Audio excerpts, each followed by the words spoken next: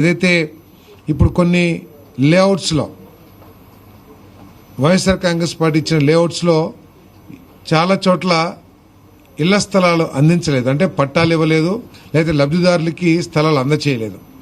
అటువంటి స్థలాలు ఎక్కడున్నా కూడా ఈ ప్రభుత్వ విధానం ప్రకారం, ఆ ప్రభుత్వం కేవలం సెంటున్నర మాత్రం ఇచ్చింది రూరల్లో, ఈ ప్రభుత్వ విధానం ప్రకారం ఉన్న లేఅవుట్లలో మిగిలిపోయిన భూమిలో 3 సెంట్లకు లెక్కన ప్రతి పేదవాడికి కూడా ఇళ్ల స్థలాలు ఇచ్చే కార్యక్రమం చేయబోతున్నామని చెప్పేసి మనం చేస్తాను.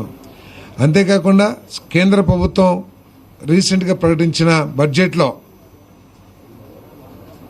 4 లక్షల యూనిట్ కాస్ట్తో మరి ఇల్లు 3 కోట్ల వరకు ఇల్లు ప్రకటించిన విషయం మనం చూసాం. మరి దాంట్లో ఎక్కువగా లబ్ధి పొందే విధంగా రాష్ట్ర వ్యాప్తంగా సర్వే చేసి అర్హత ఉన్న పేదవాళ్ళందరి లిస్టు తయారు చేసుకుని మరి అది 10 లక్షలు కానివ్వండి, 12 లక్షలు కానివ్వండి, ఆ పథకంలో కొత్తగా అంటే కేంద్ర ప్రభుత్వ పథకం మార్చి 2025 నుంచి వస్తుంది. దాంట్లో 4 లక్షల రూపాయలు యూనిట్ కాస్ట్ వచ్చే అవకాశం ఉంది. కాబట్టి కొత్తగా కావాల్సిన వాళ్ళందరినీ సర్వే చేసి ట్రాన్స్పరెంట్గా అందరికీ కూడా ఇల్లు ఇచ్చే కార్యక్రమం కూడా చేస్తున్నాం, సర్వే కూడా ప్రారంభిస్తామని చెప్పేసి మనం చేస్తాం.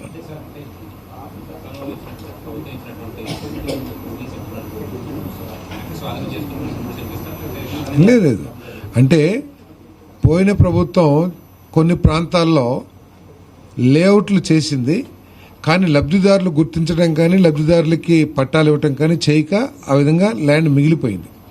అటువంటి చోట్ల ఆ భూమిని ఏదో ఒక రూపంలో మన లబ్ధిదారుకి ఇవ్వాల్సిందే, అది ఇళ్ల స్థలాల కోసం ల్యాండ్ ఎక్విజిషన్ చేశాం కాబట్టి. సో అటువంటి చోట్ల ఆ ప్రభుత్వం నిర్ణయించే విధంగా సెంటున్నర కాకుండా 3 సెంట్లుగా లేఅవుట్ వేసి 3 సెంట్లు అందిస్తామని చెప్పేసి మనం చేస్తాం. రూరల్లో ల్యాండ్ అవైలబిలిటీ ఉన్న చోట రాబోయే రోజుల్లో మళ్ళీ కొత్తగా కూడా ల్యాండ్ ఎక్వైర్ చేసి అవసరం ఉంటే తప్పకుండా ఇస్తాం. అది కూడా కొత్తగా లబ్ధిదారులు, ఇప్పుడు స్థలాలు లబ్ధిదారులు లేకో లేకపోతే ఏ కారణంతోనో గత ప్రభుత్వం ఇవ్వకోకుండా కొన్ని చోట్ల ఇళ్ల స్థలాలు మిగిలిపోయినాయి.